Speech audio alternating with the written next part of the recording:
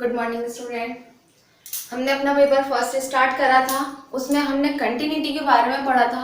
थोड़ा सा आपको बता दिया था, इसमें कंटिन्यूटी, लिमिट, डिफरेंशियल वाले क्वेश्चंस हैं और कुछ क्वेश्चंस करा भी दिए थे। लेकिन अगर हम इसमें स्टार्टिंग में यूनिट फर्स्ट पढ़ेंगे तो हमारी आगे की थ्योरम्स क्लियर हो जाएंगी। तो हम स्टार्ट तो अपने क्या करेंगे, यूनिट नंबर फर्स्ट ही करेंगे। चलो हम अपनी यूनिट नंबर फर्स्ट स्टार्ट कर रहे हैं आज। यूनिट फर्स्ट थोड़ा सा मैंने आपको कंटिन्यूटी के बारे में पढ़ा दिया था, जो इसी बुक में है। आगे आपको कंटिन्यूटी आएगी सही, तो वो पढ़ेंगे हम आगे की क्लास में।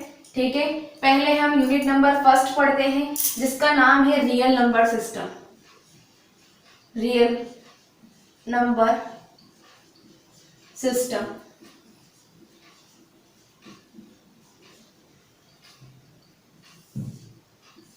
रियल नंबर सिस्टम, ठीक है।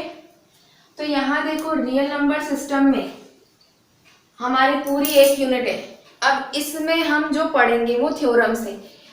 थ्योरम्स की वजह से मैंने आपको थोड़ा सा कंटिन्यूटी के बारे में पढ़ा दिया था। क्यों? क्योंकि आपको ऐसा नहीं लगे कि इसमें क्वेश्चंस नहीं है। इसमें क्वेश्चंस भी हैं और थ्योरम्स भी हैं। तो आप पहले इसमें पढ़ेंगे थ्योरम्स। अब यहाँ है unit number first, real number system.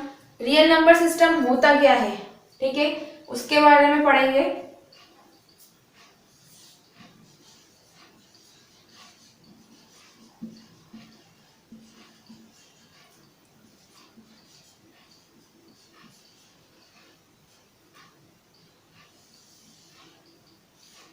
चलो, real number system. Real number system के लिए देखो, डेफिनेशन लिखो इसकी। किसी क्षेत्र F के अवयव A के लिए, किसी क्षेत्र F के अवयव A के लिए, इंग्लिश में लिख लो, एक्सियम्स ऑफ पॉजिटिवनेस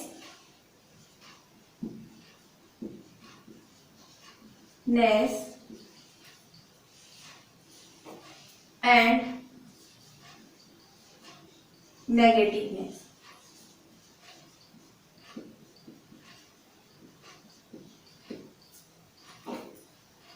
किसी क्षेत्र F के अवयव A के लिए,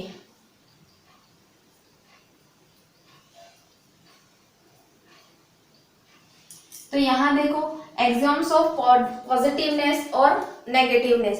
A धनात्मक होगा, यहां पर देखना भी। हिंदी में आपने लिखा है किसी क्षेत्र F के अवयव A के लिए, तो इंग्लिश में लिखो any point A for any point A of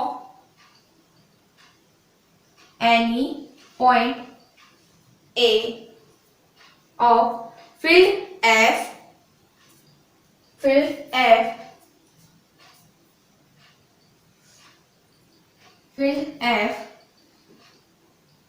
तो उसमें लिख देना एक्सियम्स ऑफ पॉजिटिवनेस या नेगेटिवनेस। ठीक है, तो फर्स्ट पॉइंट है उसमें कि जो फलन है आपका फील्ड है आपका, फील्ड F के अवयव A के लिए, वहां लिखा है A धनात्मक होगा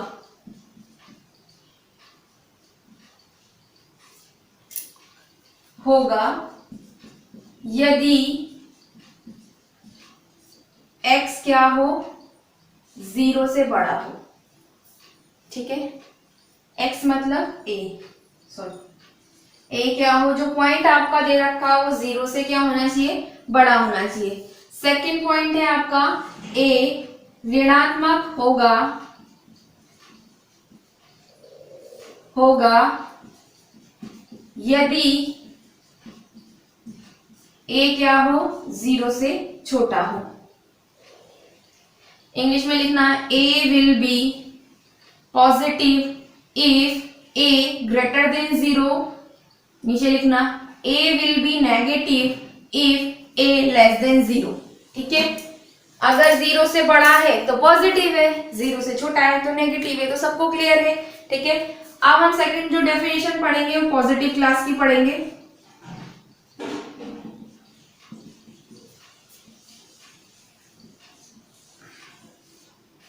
पॉजिटिव क्लास की डेफिनेशन, धनात्मक वर्ग कहते हैं जिसे।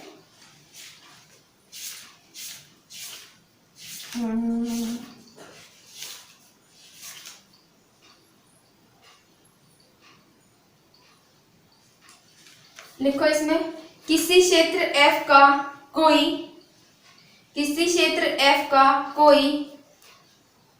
अरिक्त उपसमुच्चय P, किसी क्षेत्र F का कोई अरिक्त उपसमुच्चय P धनात्मक वर्ग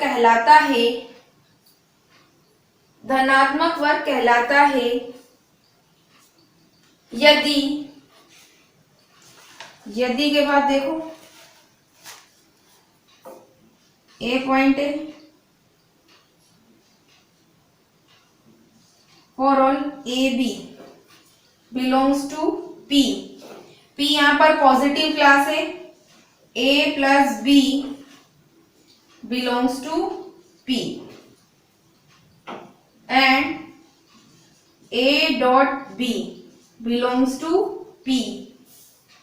जो सेकंड पॉइंट है इसमें वो है if A not equal to 0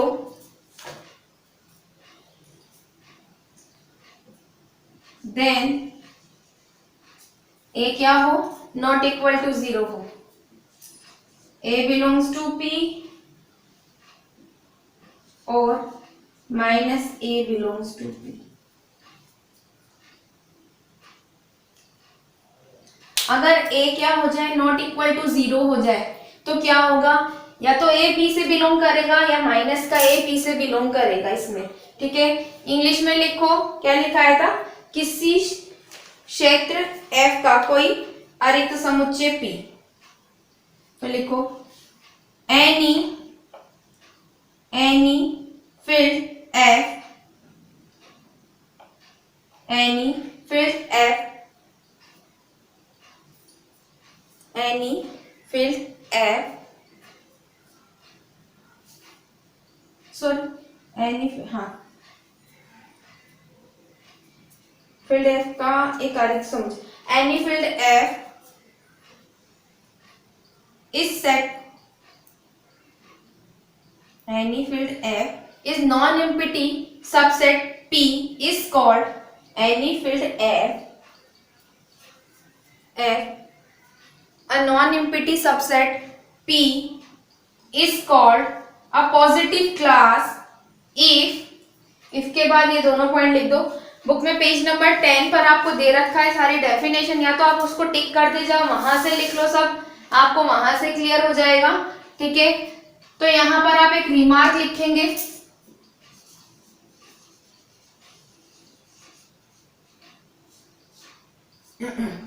remark लिखो, x ग्रेटर देन y,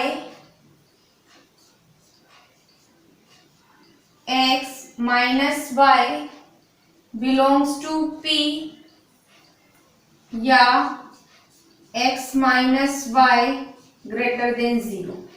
ठीक है, तो हमने पढ़ा real number system. Real number सबको पता है वास्तविक संख्या क्या होती है, परिमेय और अपरिमेय मिलके वास्तविक संख्याएं बनती हैं। उसमें पॉजिटिव और नेगेटिव के बारे में पढ़ा अभी हमने, फिर पॉजिटिव क्लास में पढ़ा, पॉजिटिव क्लास में फील्ड का कोई नॉन एम्प्टी सबसेट ले रखा है p, और वो p क्या कहलाता है, धनात्मक वर्ग कहलाता है यदि दो पॉइंट p से बिलोंग करें, आप उसको प्लस करो तब भी p में जाए और मल्टीप्लाई करो तब भी p में जाए। यदि a नॉट इक्वल टू 0 होगा तो उस कंडीशन में a बिलोंग्स टू p होगा, या का मतलब दोनों में से एक कंडीशन होगी नॉट इक्वल टू में, या तो a बिलोंग्स टू p होगा या माइनस का a बिलोंग्स टू p होगा। ठीक है, एक टिप्पणी लिखी है हमने, ये आपकी थ्योरम्स में काम में आएगी। अगर x y से बड़ा है, y से बड़ा है तो x minus y positive class से बिलोंग करेगा, और यहां से देखो आप इसको इधर ले लोगे तो x माइनस y बड़ा हो जाएगा 0 से, 0 से बड़ा मतलब धनात्मक हो गया। ठीक है, इसीलिए वो किससे बिलोंग कर रहा है, पॉजिटिव क्लास से।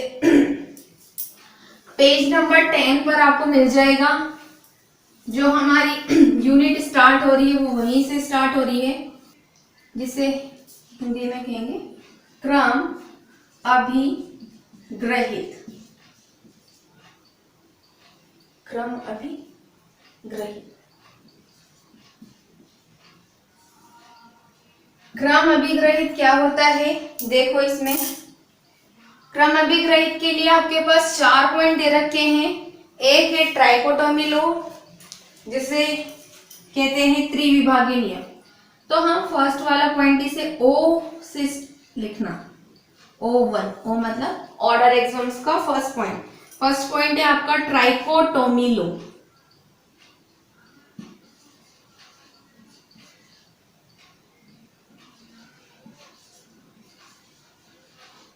जिसे हिंदी में कहते हैं त्रिविभागीय नियम।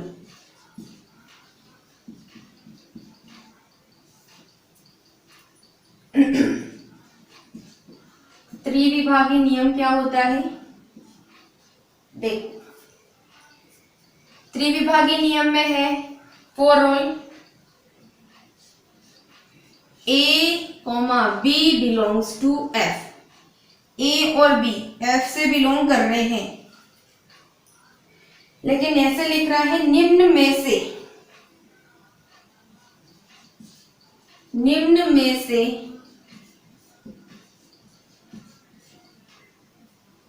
एक और केवल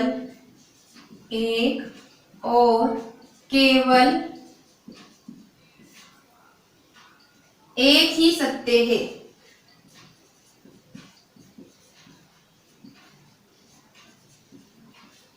निम्न में से केवल और केवल एक ही सत्य है। तो इसमें फर्स्ट पॉइंट है या तो A बड़ा हो B से, सेकंड पॉइंट है या तो A बराबर हो B के, और थर्ड पॉइंट है A छोटा हो B से। ठीक है, ये 3 पॉइंट है आपके। तीनों में से केवल और केवल एक ही सत्य होगा। अगर A B से बड़ा होगा तो ये दोनों पॉसिबल नहीं है।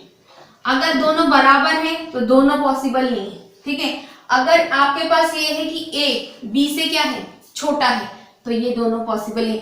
ये तो आपको इतना समझ में आ रहा होगा, अगर A छोटा है तो बराबर नहीं हो सकता और बड़ा भी नहीं हो सकता। तो इन तीनों में से केवल और केवल एक ही सत्य है। उसके बाद दूसरा जो पॉइंट है इसका,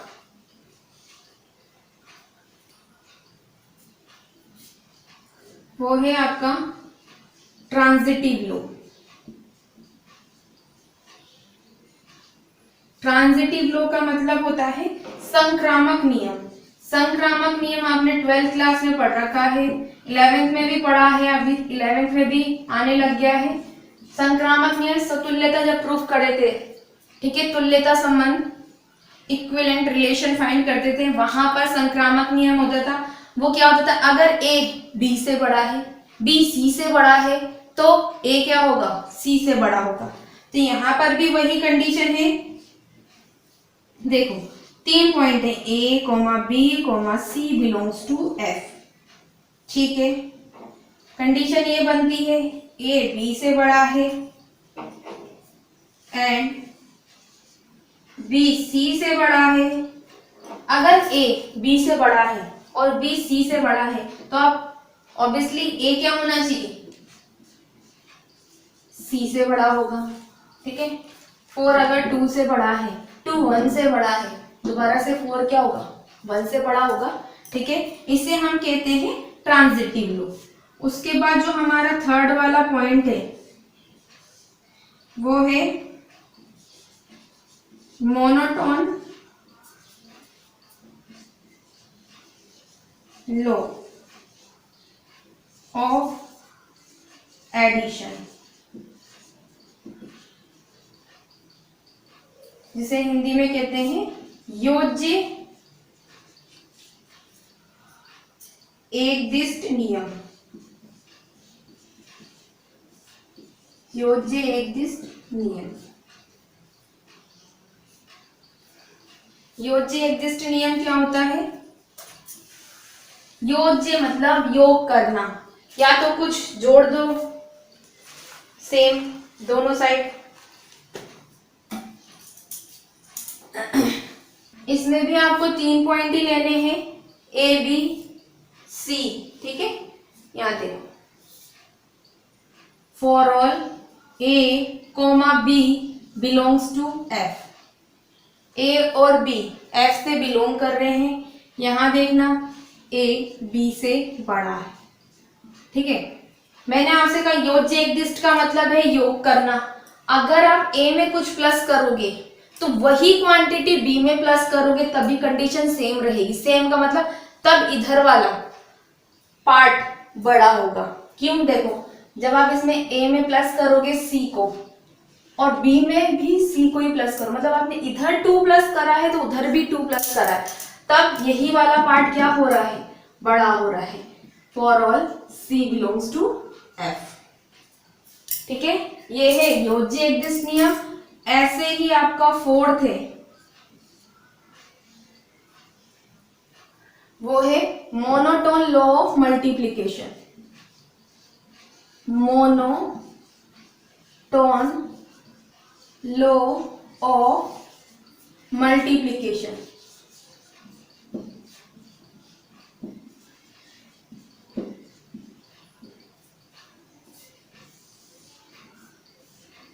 इसमें भी क्या है, जैसे आपने वहां पर प्लस करा है वैसे यहां आपको मल्टीप्लाई करना है। 2 पॉइंट ले लिए, ए और बी बिलोंग्स टू एफ है, ठीक है। ए बड़ा है बी से, तो हम क्या करेंगे, A dot C B dot C. हमने क्या कर दिया, ए को भी सी से मल्टीप्लाई कर दिया, बी को भी सी से मल्टीप्लाई कर दिया। For all C belongs to F. For all C belongs to क्या हो गया है? एफ हो गया है, ठीक है। सेम क्वांटिटी प्लस हुई थी, वैसे ही यहाँ पर सेम क्वांटिटी बोथ साइड क्या हो रही है? मल्टीप्लाई हो रही है, ठीक है। तो हम इसे आगे नेक्स्ट क्लास में पढ़ते हैं, ठीक। चलो बच्चों, अगला हम नेक्स्ट क्लास में पढ़ेंगे, ओके।